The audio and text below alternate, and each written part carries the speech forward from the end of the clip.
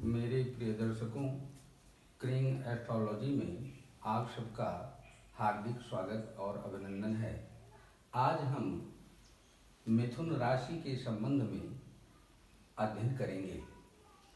मिथुन राशि राशि क्रम में तीसरी राशि कही जाती है और इसका स्वामी बुध होता है और जन्म कुंडली में पहले केंद्र में हम इसको 3 अंक से प्रदर्शित करते हैं।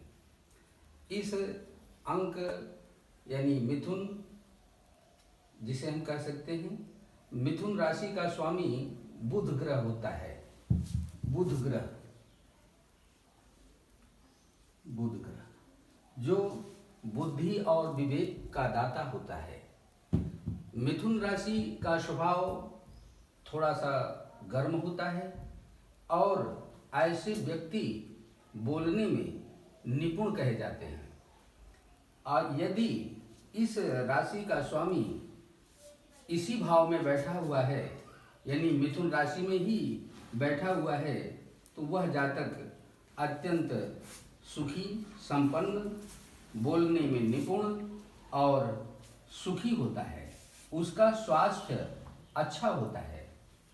और इस राशि के दूसरे भाव में हम चलते हैं तो वहाँ पर हमें कर्क राशि मिलती है, जिसका स्वामी चंद्रमा ग्रह कहा गया है।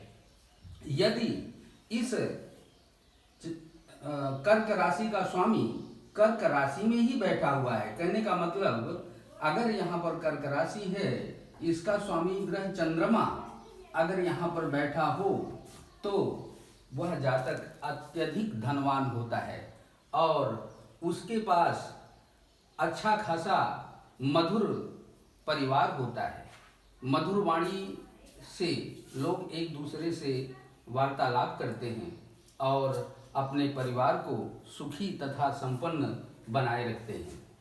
यदि हम मिथुन राशि के तीसरे भाव में चलें तो वहाँ पर पराक्रम भाव में नंबर 5 अंक मिलता है, जिसका आधिपत्य सूर्य करता है। यानी कि नंबर 5 का स्वामी ग्रह सूर्य होता है और वह अत्यधिक पराक्रमी होता है। अत्यधिक पराक्रमी होता है। यदि नंबर 3 का स्वामी ग्रह सूर्य अपने ही घर सिंह राशि में बैठा हुआ है तो वह किसी भी कार्य को करने में हिम्मत नहीं हारता। उसका पराक्रम बढ़ा चढ़ा होता है और वह अपने भाइयों में सर्वश्रेष्ठ होता है। यदि हम आगे के क्रम पर चलें, जहां नंबर 6 लिखा हुआ है, तो 6 का स्वामी भी बुध ग्रह होता है।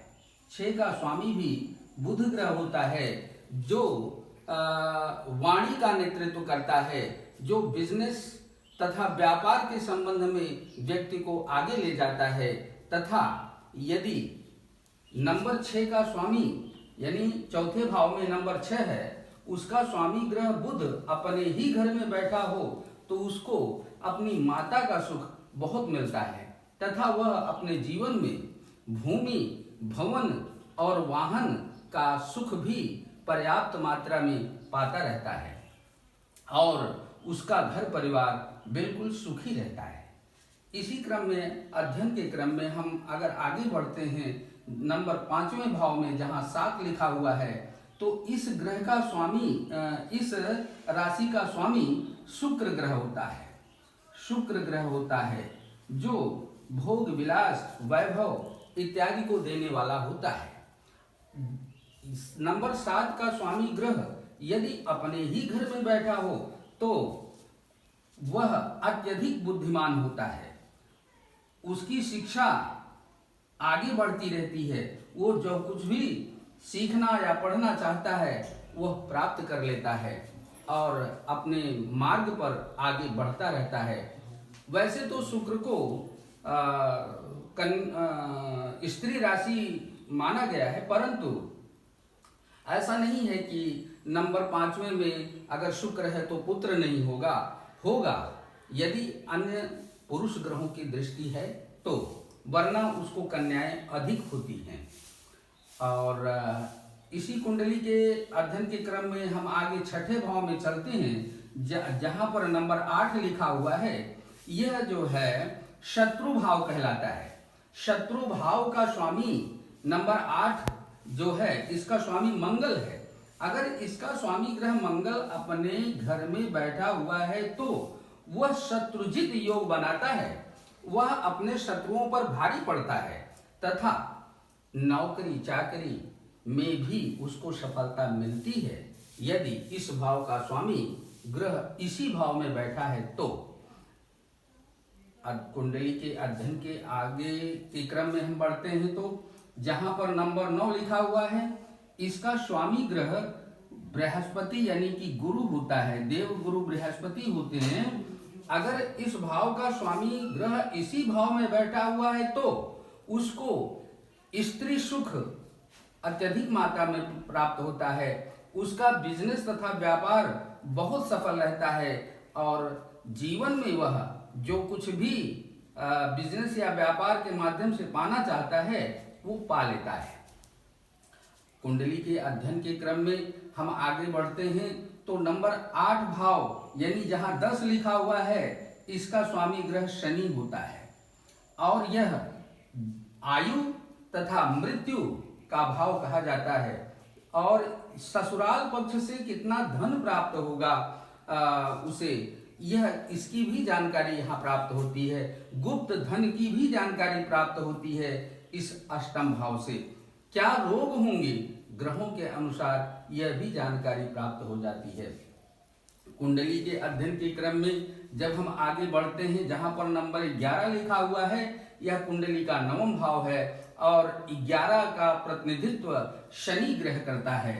शनि ग्रह करता है और अगर इस भाव का स्वामी ग्रह शनि इसी भाव में बैठा हुआ है तो वह अत्यधिक भाग्यवान कहा जाता है, धार्मिक कहा जाता है, वह लोगों की सेवा करता है, बड़े लोगों का आदर करता है और ऐसा व्यक्ति अपने जीवन में अत्यंत सुखी कहा जा सकता है। कुंडली के अध्ययन के क्रम में हम आगे बढ़ते हैं, जहां 12 लिखा हुआ है, यह जो है कर्म भाव है। कर्म भाव का स्वामी ग्रह यहाँ पर बृहस्पति बन रहा है। चूंकि मीन राशि बन रही है तो मीन राशि का स्वामी ग्रह अगर कर्म भाव में बैठा हुआ है तो वह किसी भी प्रकार के कर्म को करने में निपुण होता है, उसका मन वहां लगता है और अपने कर्म में लगे रहकर वह आजीविका का उपार्जन करता रहता है और अपने लाइफ में, अपने जीवन में वह अत्यधिक सुखी रहता है। कुंडली के अध्ययन के क्रम में हम आगे बढ़ते हैं तो हम नंबर 11वें भाव पर पहुंचते हैं, जहां पर नंबर 1 लिखा हुआ है। इस भाव का स्वामी ग्रह मंगल है और यह आय भाव कहा जाता है कि आमदनी कैसी होगी। यदि इस भाव का स्वामी ग्रह इसी भाव में है या नंबर 7 जहां पर है यानी पंचम भाव में बैठकर इसको देखता है तो उसकी इनकम बहुत अच्छी होती है, आमदनी होती रहती है। थोड़ा सा फर्क ये पड़ता है कि उसको जीवन में थोड़ा परिश्रम अधिक करना पड़ता है, परंतु धन आता रहता है।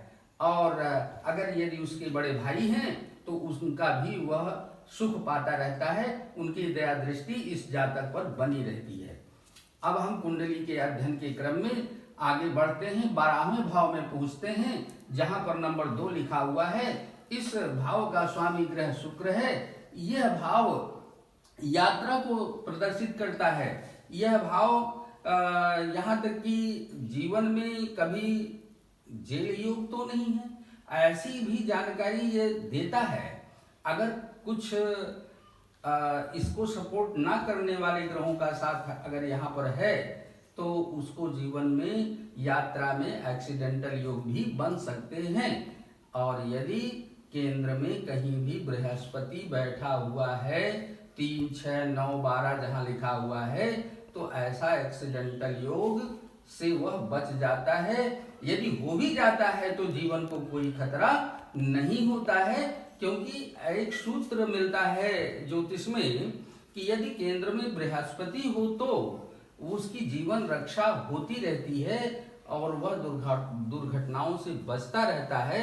यह श्लोक बताता है कि किं कुर्वन्ति ग्रहा सर्वे यस्य केंद्रे बृहस्पति मत मातंग यूथानाम शतंग हंच केसरी। यह हमारा अनुभव है प्रिय दर्शकों कि यदि केंद्र में बृहस्पति मौजूद है तो सारे ग्रह क्यों ना अनिष्ट हो जाए तो उसका कुछ भी नहीं बिगाड़ सकते, ऐसा ज्योतिष शास्त्र में लिखा हुआ है। और इस प्रकार से व्यक्ति जीवन में अपने जीवन में सुखी रहता है, लाभ प्रदान करता है। मेरे प्यारे दर्शकों, इस राशि के संबंध में, मिथुन राशि के संबंध में और बहुत कुछ भी बाकी है जो कि हम आगे आने वाले समयों में हम आपको उसका अध्ययन कराएंगे और आप लोग लाभ प्राप्त करेंगे। और यदि हमारी दी गई जानकारी आप लोगों को पसंद आ रही हो तो हमारे YouTube चैनल को सब्सक्राइब कीजिए, जिससे कि मेरी अन्य दी गई जानकारियाँ आप लोगों के पास तक पहुँचती रहें और सभी का कल्याण हो, मंगल हो।